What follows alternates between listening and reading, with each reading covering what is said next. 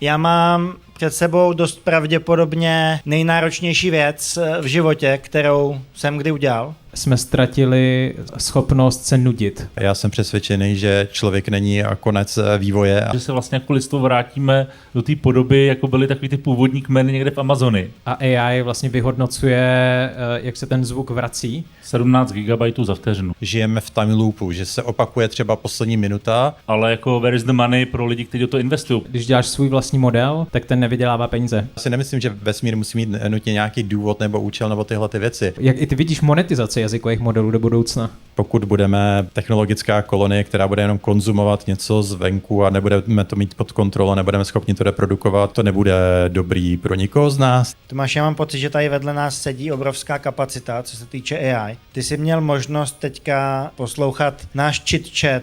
Bylo tam něco, co ti přišlo jako úplně mimo, ten jako náš vážně? pohled. Jako proč?